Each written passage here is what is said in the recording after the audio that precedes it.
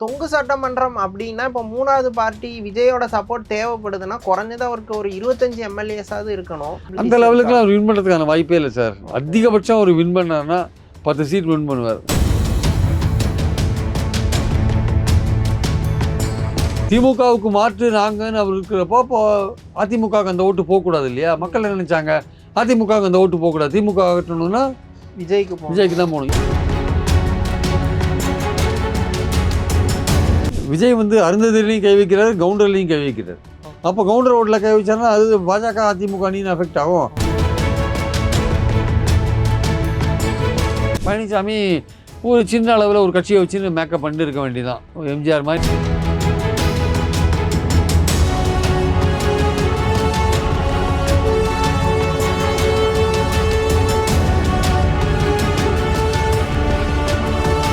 வணக்கம் நேயர்களே, நான் உங்கள் கார்த்திக். நம்முடைய சிறப்பு நேர்காணலில் மூத்த பத்திரிகையாளர் பிரியன் இணைந்திருக்கிறார். அவரிடம் விரிவாக பேசலாம். வணக்கம் சார். வணக்கம் சார். விஜய் வந்து நம்ம ஓட்டை தான் மொத்தமா நம்ம ஓட்டையும் நம்ம இடத்தையும் தான் குறி வைக்கிறாருங்கிறதே தெரியாம எடப்பாடியும் அதிமுகவும் விஜய்க்கு ரெண்டாவது பாருங்களேன், எடப்பாடி அந்த அதிமுக கூட்டணியில் எடப்பாடி மட்டுமே தான் பிரச்சாரம் பண்ணார். வேற யாராவது பிரச்சாரம் பண்ணாங்களா? யாருமே கிடையாது. யாரையுமே அவர் நம்பல. யாரையும் டிடிவி தினகரனும் அவரோட ஏரியால தான் இருந்தார் தவிர வெளியில வந்து பிரச்சாரம் பண்ணல. மாநிலம் முழுக்க ஒரு பிரச்சாரமே பண்ணல. அவர் இவர் கண்ட்ரோல் பண்றாரா? அவங்களே ரெஸ்ட்ரிக்டடா இருந்திருக்காங்க. ப்ராபபிலி பாஜக வந்து பிரதமர் வந்தாரே தவிர 3-4 தடவை, அமித்ஷா ஒரு தடவை வந்தாரே தவிர அமித்ஷாவும் இவரும் ஒன்னா சேர்ந்து பிரச்சாரமே பண்ணல. எடப்பாடியும் ஒன்னா சேர்ந்து பிரச்சாரமே பண்ணல. கூட்டணியெல்லாம் ஃபைனலைஸ் பண்ணாங்க, எல்லாம் பண்ணாங்க. அமித்ஷாக்கு என்ன கோவம்னா ஏதோ இட பிரச்சனையில அவர் கோவம் வந்துருச்சு. அதனால இவர் கூட ஒரு பிரச்சாரம் பண்ணல. அதனால இவர் மட்டுமே பிரச்சாரம் பண்ணார். இவர் பிரச்சாரம் பண்ணதுல வந்து சில இடங்கள்ல அவருக்கு நல்ல க்ரௌடு வந்தது உண்மை. நம்ம கூட்டினாங்களா, கூட்டப்பட்டதா, சாலா வந்ததெல்லாம் தெரியாது. ஆனால் அல்டிமேட்டா என்னன்னா, யார் மடியில கை வச்சிட்டார் அப்படின்னா அதிமுக மடியில தான் கை வச்சிட்டார்.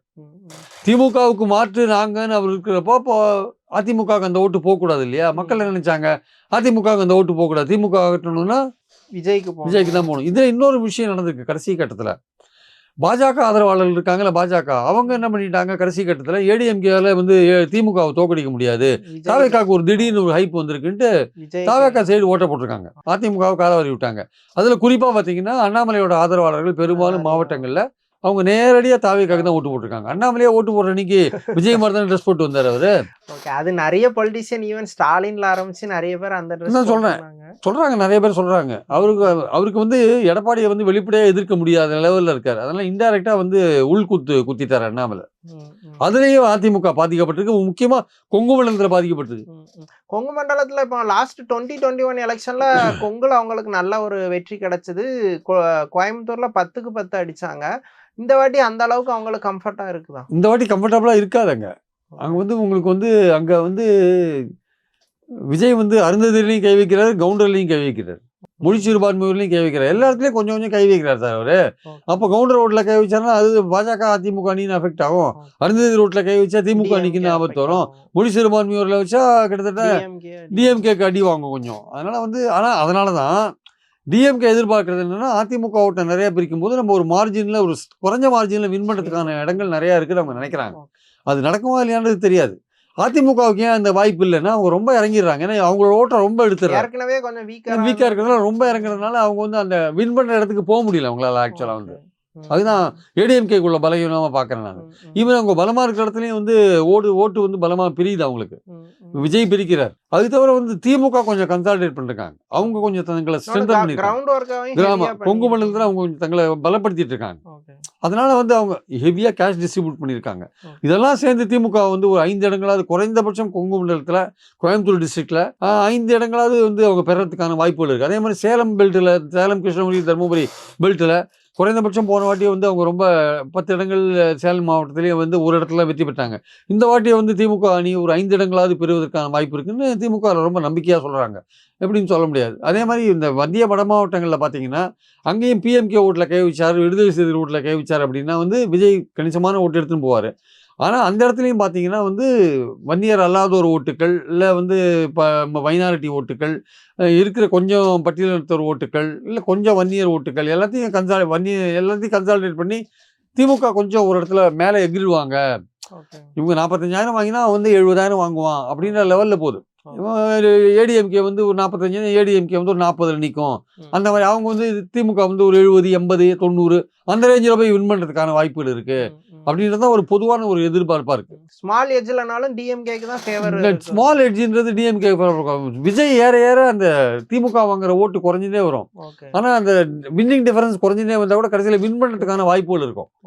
இவங்க விஜயும் அதிமுகவும் சேர்ந்து 1 லட்சம் ஓட்டு வாங்கியிருக்கலாம். ஆனா திமுக வந்து 80,000 ஓட்டை வாங்கி வின் பண்றதுக்கான வாய்ப்பு இருக்கு. கார்னர் ஃபைட் எப்பவுமே மேல உள்ளவங்களுக்கு ஹெல்ப்ஃபுல்லா இருக்கும். கொஞ்சம் ஏற்கனவே இன்ஃப்ளூயன்ஸா இருக்கிறவங்களுக்கு, அதிகமான ஓட் பர்சன்டேஜ் கையில வச்சிருக்கிறவங்களுக்கு அது ஹெல்ப்ஃபுல்லா இருக்கும். ஆக்சுவலி பீப்புள்கே வந்து Stalin CM candidate, Vijay CM கேண்டிடேட்டுங்கிற ஒரு மைண்ட் செட் வந்து எடப்பாடியை சிஎம் கேண்டிடேட்டாவே கன்சிடர் பண்ணாத ஒரு உளவியல் வந்துடுச்சா? இல்ல, அது வந்து அதை வந்து மற்றவங்களே சரியா பண்ணல. அவங்க அணியிலேயே சரியா பண்ணல. அவங்க கூட்டணி இருக்குல்ல, அவங்களே கொஞ்சம் அண்டர் பிளே பண்ணாங்க அதை ஆக்சுவலா. மறுபடியும் மீண்டும் வந்து இவர் தான் முதல்வர்ன்ற மாதிரி யாருமே அவங்க வந்து பெரிய அளவுக்கு பிரச்சாரம்லாம் பாஜகல. அதுவே வந்து என்டிஏ கூட்டணி, அதிமுக தலைமையிலான கூட்டணி அப்படி இப்படின்னு சொன்னாங்க. பழனிசாமியை முதல்வர் கேண்டிடேட் அப்படின்ற மாதிரி ஈவன் பாஜகவுடைய விளம்பரத்துலாம் பாத்தீங்கன்னா கூட, தேர்தல் விளம்பரத்துல என்டிஏ கூட்டணி வின் பண்ணும் அப்படின்ற மாதிரி இருக்கிறது. முதல்வர் கேண்டிடேட் அங்க விஷயமே கிடையாதுங்க ஆக்சுவலா. இப்போ மீண்டும் வந்து பழனிசாமி முதல்வராக்கும்ன்ற மாதிரி இபிஎஸ் முதல்வர் அப்படின்லாம் ஒரு விஷயமே அங்க இல்லை. அதனால வந்து அவங்களே அதிமுகலேயே வந்து பெரிய அளவுக்கு ப்ரொஜெக்ஷன் இல்லை. அவங்களுக்குள்ளே வந்து பெரிய அளவுக்கு வந்து ஒரு பிரச்சாரம் பண்ணுறதுக்கு தலைவர்கள் கிடையாது. ஸோ இதனால வந்து பழனிசாமி விட்டு அடுத்தது விந்தியா தான் பெரிய தலைவர் மாதிரி பிரச்சாரம் பண்ணிட்டு இருக்காங்க. ஸோ அதனால வந்து அவங்களுக்கு ஆள் கிடையாது. தினகரனும் ரொம்ப இடத்துக்கெல்லாம் போகல. அன்புமணி அவருடைய பாமக இடத்துக்கு மட்டும், ஏன்னா அன்புமணிக்கு தெரியுது விஜயகாந்த் நம்மள டேமேஜ் பண்றாருன்னு. அவருக்கு ஏற்கனவே ராமதாஸ் வேற ஒரு த்ரெட்டா இருக்கிறதுனால அவர் அந்த 18 தொகுதிகளை மட்டுமே அவர் கான்சென்ட்ரேட் பண்ணி போயிருந்தாரு. அவர் என்ன பண்ணாரு, அவர் கொடுத்த 10 தொகுதிகள்லயே அவர் சுற்றிருந்தாரு அவர் ஆக்சுவலா. அதனால இவர் வாசன் என்ன பண்ணாரு, அவர் கொடுத்த 5 தொகுதிகள்லயே அவர் சுற்றிருந்தாரு. அவரு இந்த மாதிரி சுற்றி இருக்கிற போது பழனிசாமி மட்டுமே சுற்றிருந்தாரு எல்லா இடத்துக்கும். ஆனா அந்த அளவு சுற்றுற அளவுக்கு வந்து அவர் செல்வாக்கு மிக்க தலைவர் அவர் இல்ல. கட்டமைப்பு இருக்கே தவிர செல்வாக்கு இல்ல. எனக்கு என்ன தோணுச்சுன்னா, ஹார்ட் கோர் ஏடிஎம்கே காரங்களை தவிர்த்து வேற யாரும் எடப்பாடியை ஒரு சிஎம் கேண்டிடேட்டுங்கிற ஒரு மைண்ட் செட்டே இல்லாத ஒரு நிலைமைக்கு போயிட்டாங்களோன்னு தோணுது. வெறும் அந்த ஹார்ட்கோர் ஏடிஎம்கே மட்டும்தான் வந்து எடப்பாடியை சிஎம் அப்படிங்கிறாங்கல்ல திங்க் பண்ணாங்க. மற்ற ஒரு காமன் பீப்புளுக்கு வந்து அவர் அட்ராக்ஷனே கொடுக்கல. கடைசி நாள்ல வந்து விஜய் அடிச்சா பாத்தீங்களா, 10 தோல்வி பழனிசாமின்னு சொல்ல 10 தோல்வி. அவர் எடப்பாடி விட்டு வெளில வந்து நிப்பாரா, தைரியம் இருக்கா அப்படின்லாம் கேட்டார்ல. அது அவரோட இமேஜ் ரொம்ப டேமேஜ் பண்ணிருக்கு. அவருக்கு பதில் சொல்றது கூட நேரம் இல்லை எடப்பாடிக்கு. இவர் சொல்லிட்டு இவர் பாட்டுக்கு போயிட்டார்ல, அது வந்து பெரிய எஃபெக்டை உண்டாக்கி இருக்கு ஆக்சுவலா. அண்ட் ஏன்னா அதுவரையும் வந்து ஒரு போஸ்ட் போல்ல வந்து ஏடிஎம்கேவும் தாவேகாவும் ஏதாவது ஒரு தொங்கு சட்டசபை அது இது அந்த மாதிரி வந்து சேருவாங்களான்ற ஒரு பேச்சு கூட இருக்கு. அந்த பேச்சு இன்னைக்கும் இருக்கிறது தான் செய்யுது ஆக்சுவலா. இன்னைக்கும் அது இருக்க தான் செய்யுது. திமுக ஆட்சிக்கு வரக்கூடாது, இந்த மாதிரி ஏதாவது ஒரு அவங்க சிங்கிள் லார்ஜஸ்ட் பார்ட்டியாக வந்து கூட அவங்க மேனேஜ் பண்ண முடியல அப்படின்ற போது அவரோட அதிமுகவும் இவங்களும் விஜயும் சேர்ந்து அவரோட ஆட்சி அமைக்க முடியுமான்னு அந்த மாதிரி ஏதாவது வருமானு எதிர்பார்க்கணும்னு இருக்காங்க. பட் அந்த மாதிரி விஜய் அந்த அளவுக்கு அந்த சீட்ஸ் பெறதுக்கான வாய்ப்பு இல்லை. நானும் கேட்குறேன், இப்போ தொங்கு சட்டமன்றம் அப்படின்னா இப்போ 3வது பார்ட்டி விஜயோட சப்போர்ட் தேவைப்படுதுன்னா குறைஞ்சது அவருக்கு ஒரு 25 எம்எல்ஏஸாவது இருக்கணும். அந்த லெவலுக்குலாம் ஒரு விஜய்க்கு வின் பண்ண பாசிபிலிட்டி, அந்த லெவலுக்குலாம் அவர் வின் பண்ணுறதுக்கான வாய்ப்பே இல்லை சார். அதிகபட்சம் அவர் வின் பண்ணாருன்னா 10 சீட் வின் பண்ணுவார். பல பேர் வந்து அவருக்கு 0லேருந்து 3 வரையும் தான் கொடுக்குறாங்க. ஒரு 10 சீட்டே கொடுக்குறாரு வச்சுக்கோங்க. அவர் என்ன பண்ண முடியும்? ஏடிஎம்கே வந்து 100 வாங்கிட்டுனா 110 தான் போக முடியும் தவிர ஆட்சி அமைக்க முடியுமா? ஆட்சி அமைக்கிறதுக்கான வாய்ப்புகள் இல்லை. அதனால வந்து அவரால் வந்து ஏடிஎம்கேக்கு சப்போர்ட் பண்ணுற அளவுக்கு அவருக்கு எம்எல்ஏக்கள் வருமானா அதுவும் சந்தேகத்துக்குரிய ஒரு விஷயம் தான். ஆனால் அவருக்கு நல்ல ஓட் பர்சன்டேஜ் வரும். அதை வச்சுட்டு 29ல் அவர் தலைமையில் ஒரு கூட்டணி ஃபார்ம் பண்ணுறதுக்கான வாய்ப்பு இருக்குது. அதுக்கான பிரகாசமான வாய்ப்பு இருக்கு. இந்த தேர்தலில் அவருக்கு சீட் கன்வெர்டபிலிட்டியும் அவர் எதிர்பார்க்கிற மாதிரி நடக்காது. ஆனால் பர்சன்டேஜ் வாங்கிட்டு ஃபியூச்சர் பாலிடிக்ஸாக பிளான் பண்ணுறதுக்கு வசதியாக இருக்கும் அவருக்கு. திமுகவுக்கும் ரொம்ப கஷ்டமாக இருக்கும் வரப்போகிற காலம். ஏன்னா அவர் வந்து ஒரு தனி அணியாக வந்து ஸ்ட்ராங்காக வருவார். காங்கிரஸ் போன்றவர்கள் என்ன பண்ணுவாங்கன்னு சொல்ல முடியாது. காங்கிரஸ் இப்பவே வந்து இப்போ கிறிஸ்டோடங்கர் என்ன சொல்றாருன்னா, கூட்டணி ஆட்சி வேணும் அப்படிங்கிறத ஒரு மாதிரி மறைமுகமா பேசுறாரு. டிஎம்கே வந்து மெஜாரிட்டியா வராதுன்ட்டு கூட்டணியில உள்ளவங்களே நம்புறாங்களா? நிறைய பேருக்கு அந்த மாதிரியான ஒரு கருத்து இருக்கு. ஆனால் வந்து டிஎம்கே என்ன நினைக்கிறாங்க, நாங்கள் 130 வரையும் தனியாகவே வாங்குவோம்னு நினைக்கிறாங்க. பட் இப்போவே அவங்க 153 தான் இருக்காங்க. அதனால இப்போ 140 வரையும் வருவோம்னு நினைக்கிறாங்க. கூட்டணி கட்சிகள் கொஞ்சம் பெரிய அளவுக்கு வின் பண்ணுறது கொஞ்சம் கஷ்டன்ற மாதிரி ஃபீல் பண்ணுறாங்க எல்லாருமே. காங்கிரஸ் போன வாட்டி வரையும் இந்த வாட்டி வின் பண்ணுறதுக்கான வாய்ப்புகள் இல்லை, விடுதலை சிறுத்தைகளும் போன வாட்டி மாதிரி வின் பண்ணுறதுக்கு வாய்ப்புகள் இல்லை அப்படின்ற மாதிரி உதயசூரியன் சின்னத்தில் நிற்கிற மதிமுக கொஞ்சம் தப்பிக்கிறதுக்கான வாய்ப்பு இருக்குது அப்படின்ற மாதிரி சொல்கிறவங்களும் இருக்காங்க. ஸோ அதை பொறுத்து அதே மாதிரி அங்கே பாஜக செம்மையாக அடி வாங்கும். எல்லாமே வந்து விஜயோட கைங்கரியம் தான். அவர் ஓட்டை பிரிக்கிறதுனால ஏற்படுற விஷயங்கள் தான் இதெல்லாம். ஸோ அதனால் வந்து அந்த இடத்துல வந்து யார் வின் பண்ணுவாங்கன்றத பார்க்கணும் பொறுத்து இருந்து. இப்போ பாஜக போட்டி போடுற இடம் வந்து கிட்டத்தட்ட 33 இடங்களில் தாமரை சின்னம் இருக்குது. 27 இடத்துல பாஜகவே போட்டி போடுது, மற்ற இடத்துல அவங்க ஆட்கள்லாம் போட்டி போடுறாங்க.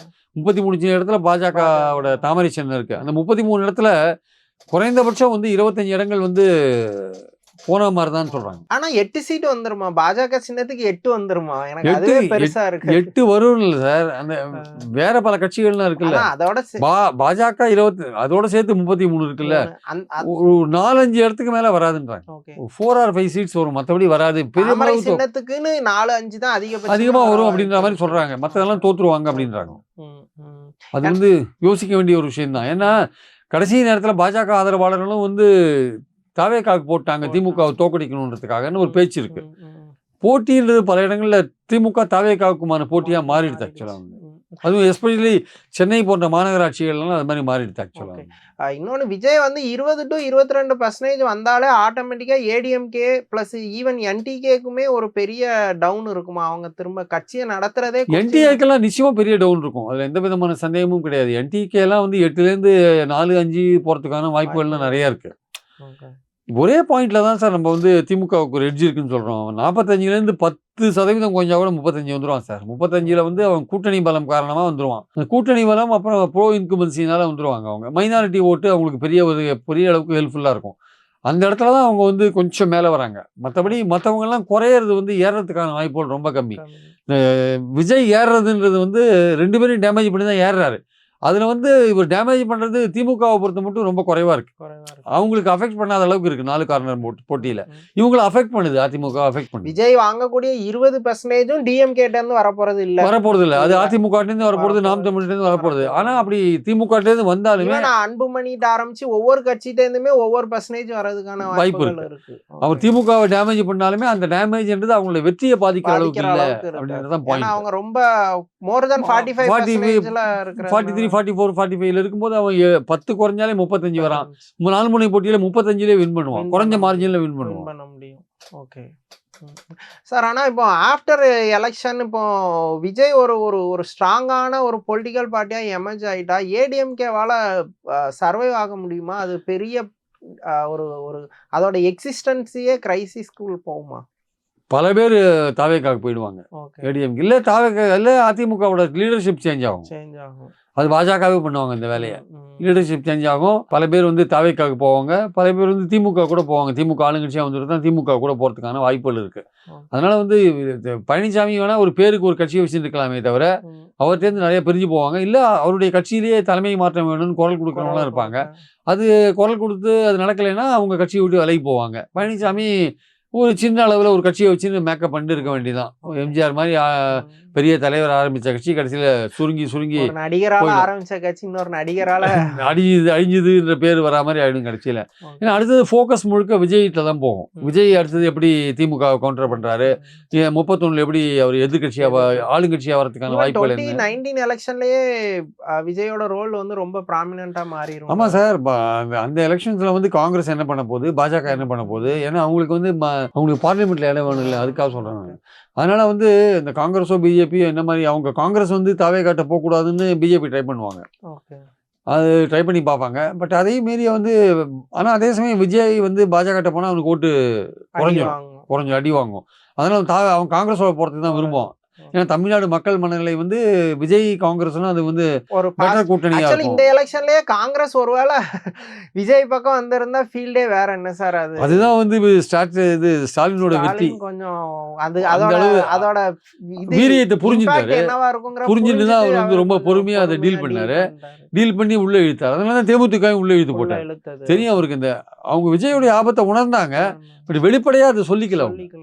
அதனால தான் அந்த கூட்டணி எல்லாம் கட்டமைக்கலாம் நடந்தது ஆக்சுவலா. அதனாலதான் நடந்தது. ஆனா அதிமுக அதை பண்ணல. எடப்பாடிட்ட அந்த உசார்த்தன்மை இல்ல. இல்ல. இவர் வந்து தெரியும் இவன் ஏதோ பண்ணுவான், நமக்கு பாதிப்பு உண்டாகும்னு நினைச்சுதான் அவ்வளவு ப்ரொவோகேஷனுக்கு மத்தியிலும் காங்கிரஸ் அரவணைச்சிட்டு போனார். ஆக்சுவலா ஓகே. அவ்வளவு சீண்டி ஒரு லெவல் மீறி எவ்வளவு சீண்டுனது. லெவலுக்கு மாரி சீண்டாங்கல்ல, அரவணைச்சு தான் போனாரு. தேர்தல் முடிவு வரட்டும் பாருங்க, பயங்கரமா இருக்கு. அந்த ஸ்டேட்மென்ட்ஷிப் தான் எடப்பாடிட்ட மிஸ் ஆகுது. மிஸ் ஆகுது. ஓகே. அவர் ரொம்ப தன்னை பத்தி அதிகமா எஸ்டிமேட் அவரே போட்டுக்கிறார். இல்ல இப்போ மாவட்ட ஒரு செயலாளர்கள் இப்போ ஒரு கற்பனையில தான் இருக்காராம். 160 சீட் வரும்னு நினைக்கிறாராம். அவர்கிட்ட போய் சொல்றவங்கலாம் அந்த அவரோட அந்த பிரணயாவை ஏதோ ஒரு கருத்து கணிப்பு நிறுவனம் வச்சிருக்கானுங்க. அவன் 160 இடங்கள் வரும் அப்படின்ற மாதிரி சொல்லியிருக்காங்க. ஈவன் மாவட்ட செயலாளர்கள் போய் நம்ம ஏரியா கொஞ்சம் வீக்கா இருக்கு, நம்ம இதை பண்ணணும்னு சொன்னா கூட அதெல்லாம் ஜெயிச்சிடலான்னே அவரு ஒரு ஒரு எக்ஸ்ட்ரீம் நம்பிக்கையிலேயே பேசியே டீல் பண்ணியிருக்காரு போல. அவரு சேலத்துல போய் எலெக்ஷன் முடிஞ்ச உடனே எல்லாரும் வந்து பாப்பாங்கன்னு பார்த்தாரு போல இருக்கு. யாரும் வந்து பார்த்த மாதிரி தெரியல. பெரிய ஆட்கள் நிறைய பேர் வந்து பார்த்த மாதிரி தெரியல. ஒரு சென்னையில வந்து 4-5 பேர் டிஸ்ட்ரிக்ட் செக்ரட்டரிலாம் வந்து பார்த்துருக்காங்க. நிறைய பேர் பணம்லாம் ஒழுங்கா செலவழிக்கல. அதெல்லாம் வேற அவருக்கு ஒரியா இருக்கு. அதனால வந்து யோசிக்கிறார் என்ன ஆகும்னு தெரியல அவருக்கு. ஆக்சுவலா அவர் டோட்டலா வந்து அதை வந்து விஜயுடைய வரவை வந்து கரெக்டா யூகிச்சு என்ன பாதிப்பை கொடுப்பான்னு யூகிச்சு அதுக்கேற்றபடி அவனை அடிக்கணும், நமக்கு மாற்றம் அவனுக்கு அவனு ஓட்டு போட்டக்கூடாது அப்படின்ற அந்த ஆங்கிள் அவர் ஒர்க் பண்ணணும். அது ஒர்க் பண்ணாத போயிட்டு அவரோட பலனை இப்ப அனுபவிக்கிறார். அதோட மோசமான பலனை இப்ப அனுபவிக்கிறார். ஒவ்வொரு ஓட்டும் முக்கியம், எந்த தலைவர்களையும் விட்டுறக்கூடாது அப்படின்ற எண்ணம் இருக்குல்ல, அதுவும் இல்ல அவர்கிட்ட. யார் போனாலும் பரவாயில்ல, செங்கோட்டையன் போறாரா போட்டும் கவலை இல்லை, ஓபிஎஸ் போறாரா போட்டும் கவலை இல்லை, தினகரனை மட்டும் இழுத்து போட்டாரு. ஆனா தினகரன் இழுத்து போட்ட நேரம் சரியில்லை. தினகரன் 21 வந்து தினகரன் உங்களை இழுத்து நின்று ஓட்டு வாங்கினாரு. இப்போ உங்களை ஆதரிச்சு ஓட்டு வாங்கும்போது அந்த ஓட்டு வருமானு தெரியாது.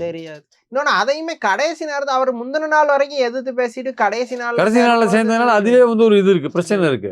இப்ப எப்படி காங்கிரஸுக்கும் திமுகவுக்கும் பிரச்சனை இருந்ததோ அந்த மாதிரி வச்சுக்கோங்களேன். அது மாதிரி அங்கேயும் இருந்தது. அப்புறம் அவங்க ஒரு வழியா சேர்ந்தார். அப்போ ஃபுல்லா 100% ஓட்டு டிரான்ஸ்பர் ஆகுமான்னு தெரியாது.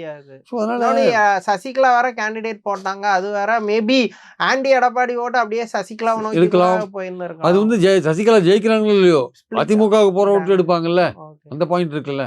வரவங்க ஃபுல்லா எடப்பாடியா தான் கம்ப்ளீட்டா டேமேஜ் பண்றாங்கன்னா என்னுடைய கருத்து. ஆக்சுவலா இன்னொன்னு அந்த அம்மாவும் கடைசி நேரத்துல எடப்பாடி காலில் விழுந்ததெல்லாம் உண்மைதானே, இப்ப என்ன இது பண்றாங்க அப்படின்னு வேற அந்த அம்மா வேற சொல்லி விட்டாங்க. இறங்கி அது மட்டும் இல்ல, இவரெல்லாம் ஏன் அசம்பிளி அனுப்புறீங்கன்னு எடப்பாடியிலே போய் பேசிட்டாங்க. அதான் எடப்பாடியோட இமேஜ கம்ப்ளீட்டா கொடநாடுல எத்தனை கொலை விழுந்தது, எத்தனை பேர் செத்து போனாங்கன்றதெல்லாம் அங்க போய் பேசினாங்கல்ல அவங்க. அதான் இவ்வளவு நாள் சைலண்டா இருந்தவங்க இந்த வாட்டி கொஞ்சம் அவுட் ஸ்போக்கனா இருந்தாங்க கொஞ்சம் இந்த வாட்டி.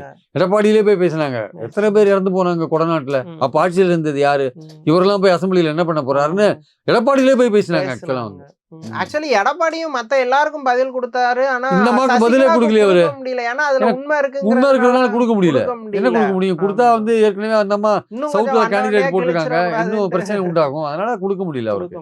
ஆக்சுவலி உண்மையில எனக்கு என்னமோ இந்த எலெக்ஷனுக்கு அப்புறம் எடப்பாடியோட எதிர்காலம் தான், எடப்பாடி அதிமுக எதிர்காலம் தான் கம்ப்ளீட்டா இருட்ட நோக்கி போமோ அப்படிங்கிற மாதிரி தோணுது. இல்ல, அது ஒரு கேள்விக்குறியா மாறி இருக்கு. அவர் எதிர்கட்சி தலைவரா வந்து அதுக்கு தலைவரா வருவாருன்னு அதுவே சந்தேகமா இருக்கு. ஆக்சுவலா வந்து அதாவது ஒரு திட்டமிடல் சரியில்லை. அதாவது ரொம்ப தன்னை பத்தின ஒரு அதிகபட்சமான ஒரு எஸ்டிமேட் போட்டு வேலை செய்யறாரு அவரு.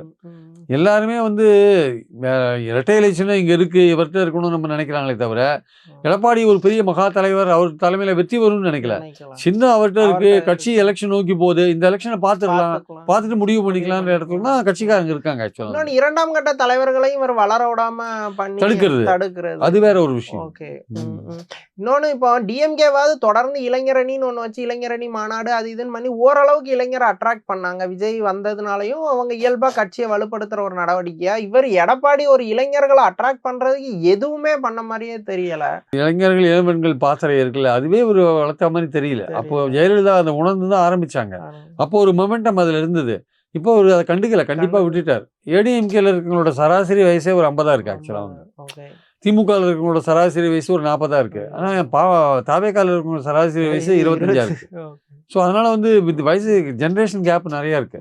இவங்க வந்து உதயநிதி வந்த பிறகு ஒரு 5-6 வருஷத்துல நிறைய பேர் சேர்த்து விட்டுருக்காரு. இந்த லாஸ்ட் 2 இயர்ஸ்ல நிறைய மாநாடுலாம் வேற நடத்தினாங்க. அதனால இளைஞர்களை வச்சு இந்த அவங்க திராவிட கொள்கையை பரப்புறதுங்கிறத ஒரு மூவ்மெண்டாவே ரெகுலரா பண்ணுவாங்க. அதெல்லாம் ரெகுலரா ஒரு சிஸ்டமேட்டிக்கா அந்த கிளாஸ் நடத்துறது, அது இது ஒவ்வொரு மாவட்டத்திலையும் போய் திராவிட கொள்கைகளை பரப்புறது, திராவிட இயக்கத்தை பத்தி விஷயங்கள்லாம் சொல்றதுன்னு ஒரு கொள்கை ரீதியான ஒரு விஷயத்தை கையில் எடுத்தாங்க. ஒரு 200 புது பேச்சாளர்களை உருவாக்கினாங்க. நிறைய இளைஞர்கள் பேச்சாளர்கள்லாம் வந்திருக்காங்க. அதனால வந்து அவங்க வந்து ஒரு ஸ்டெப் எடுத்தாங்க.